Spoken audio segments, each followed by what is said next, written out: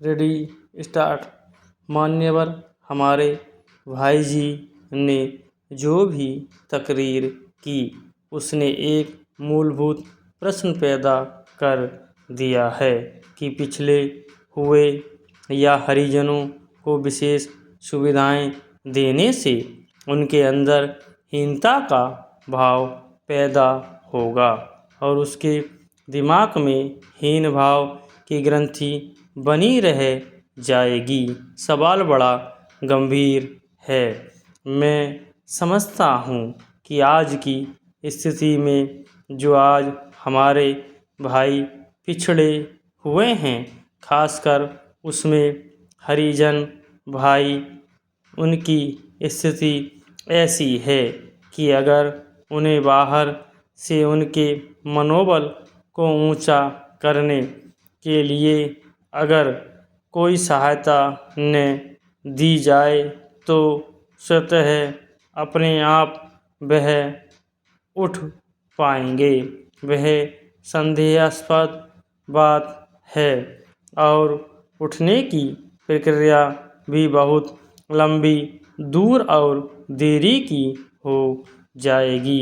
इसलिए मेरा अपना विचार है कि जो कि बाहरी सहायता उनके विकास और उत्थान में दी जा रही है, वह कायम रखनी चाहिए।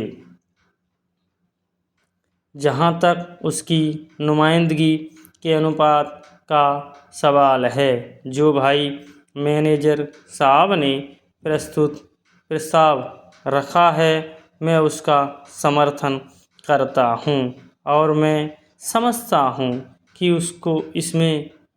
इसको मानने में सरकार का कोई अड़चन नहीं होनी चाहिए। जब संसद में, विधान मंडल में उनकी नुमाइंदगी उसी अनुपात पर है तो फिर नीचे की संस्थाओं में उनका प्रतिनिधित्व उस अनुपात से न हो, इसका कोई कारण नहीं है।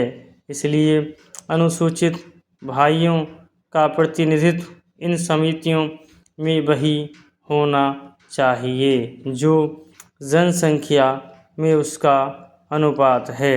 हमारे भाई उदल जी ने कहा है कि जब 18% उनको सर्विसेज में स्थान देने की बात कही जा रही है और सरकार इस सिद्धांत को मानती है और यह भी कहती है कि अमल में उसको लाने की चेष्टा कर रही है, तो फिर इन जनतांत्रिक कमेटियों में या घटकों में उनको स्थान कोई न दिया जाए, यह बात मेरी समझ में नहीं आती।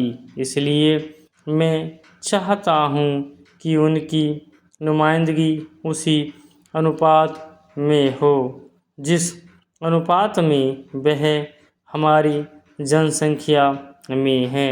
18% हमारी कुल जनसंख्या में उनका अनुपात है, तो 15% मानने में उनको कोई दिक्कत नहीं होनी चाहिए।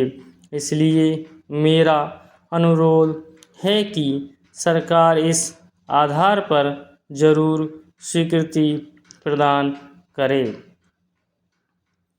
कई देशों के अनुभव भी इस बात को बतलाते हैं कि पिछड़े हुए लोगों को उनकी संख्या से भी ज़्यादा नुमाइंदगी देकर उनके मनोबल को ऊंचा किया गया है। सोवियत यूनियन का अनुभव भी इस बात को बताता है कि पिछड़े हुए लोग, खासकर बोखारा के नवाब की रियासत जो तुर्किस्तान में थी, उसमें 5 कबायली जातियाँ थीं, उनके साथ विशेष रियासतें प्रदान की गई थीं।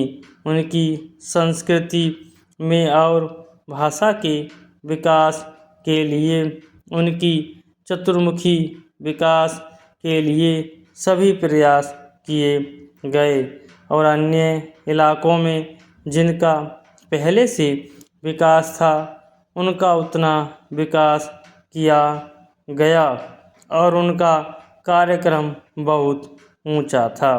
इसलिए हमारे पिछड़े हुए भाई जो हर प्रकार से पिछड़े हैं, सामाजिक, आर्थिक, आध्यात्मिक, सांस्कृतिक, आर्थिक, हर प्रकार से उनके साथ हमारी जो रियासत का क्रम है, हमें लगता है उस क्रम में धीमापन है।